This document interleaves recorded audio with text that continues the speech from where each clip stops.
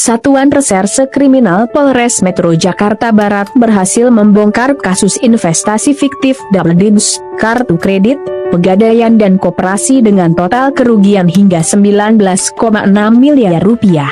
Dua orang perempuan berinisial SW, 37 tahun, dan IA, 31 tahun, ditangkap setelah melakukan penipuan dengan modus menawarkan investasi double dibs, kartu kredit, pegadaian hingga koperasi.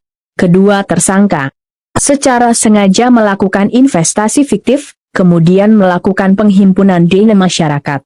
Kapolres Metro Jakarta Barat Kombes Pasma Royce didampingi Kasat Reskrim Polres Metro Jakarta Barat Kompol Haris Kurniawan mengatakan, kasus bermula ketika tersangka SW menjalin kerjasama waralaba, franchise, double dibs dengan PT Sinar Harapan Abadi dengan durasi kontrak selama 5 tahun. Saat kontrak akan habis, tersangka SW mengajak tersangka IA untuk mulai membangun investasi fiktif tersebut.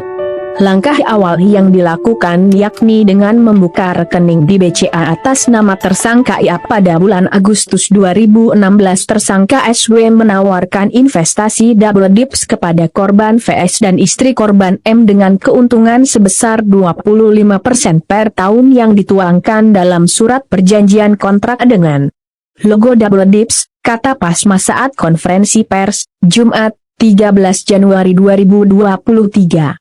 Dalam kontrak tersebut, tersangka SW mengaku sebagai pemilik double dibs. Tersangka menjanjikan akan mengembalikan uang 100% jika kontrak yang berlaku selama 12 bulan itu telah habis. Sempat berjalan, pada Agustus 2018 tersangka kembali menawarkan investasi yang bernama investasi kartu kredit kepada korban VS dan istrinya M. Korban harus memberikan kartu kredit beserta PIN dengan limit kartu 20 juta rupiah. Selanjutnya keuntungan yang dijanjikan berupa 5% dari total limit kartu kredit yang dipakai setiap bulannya. Ketika korban memberikan kartu kredit, tersangka SW memberikan kwitansi tanda terima dengan logo double dibs, jelas Pasma. Investasi tersebut masih berjalan mulus tanpa kendala apapun. Hingga akhirnya pada Agustus 2019 tersangka kembali menawarkan investasi dalam bentuk investasi pegadaian dengan dijanjikan keuntungan sebesar 5% per bulan dengan periode investasi selama 6 bulan. Apabila investasi berakhir, tersangka menjanjikan modal investasi akan dikembalikan 100%. Tersangka SW juga memberikan kwitansi dengan logo double dibs yang dibuat secara ilegal di toko percetakan. Tersangka kembali menawarkan investasi kepada korban VS dan istrinya itu pada Maret 2021 dengan nama investasi koperasi. Kali ini periode investasi selama 3 bulan dan tersangka menjanjikan keuntungan 10% per bulan. Pada bulan Juli 2021 pembayaran keuntungan macet untuk investasi pegadaian dan investasi koperasi. Kemudian pada bulan Maret 2022 pembayaran macet untuk investasi double dibs, ucap Pasma. Pada bulan Mei 2022 tersangka SW tidak bisa melakukan pembayaran tagihan kartu kredit, sehingga pada bulan Juli 2022 korban VS yang melakukan pembayaran tagihan kartu kredit dengan menggunakan uang pribadi. Pada tanggal 18 Januari 2022 tersangka SW memberikan cek bank BCA sebagai jaminan investasi pegadaian dan investasi koperasi senilai 530 juta rupiah kepada pelapor. Tetapi saat cek di-clearing sebanyak 2 kali tidak dapat dicairkan dengan bukti adanya surat keterangan penolakan, SKP, tidak cukup dana, ungkap Pasma.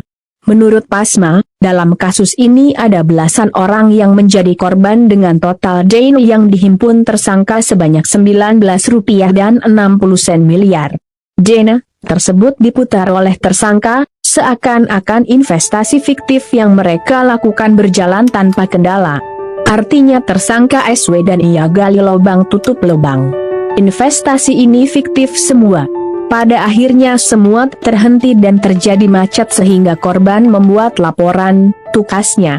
Kemudian tim di bawah pimpinan Kasat Reserse Kriminal Polres Metro Jakarta Barat Kompol Haris Kurniawan, Kanit Krimsus AKP Fahmi Fiandri dan Kasubnit Ekonomi Unit Krimsus itu Leo Sitepu kemudian melakukan pemanggilan terhadap pelaku-pelaku kemudian dilakukan penahanan, ucapnya atas perbuatannya. Tersangka SW disangkakan pasal 378 KUH tentang penipuan dengan ancaman hukuman pidana penjara paling lama 4 tahun, dan tersangka IA disangkakan pasal 378 KUH Jo pasal 55 ayat 1, dengan ancaman hukuman paling lama 4 tahun.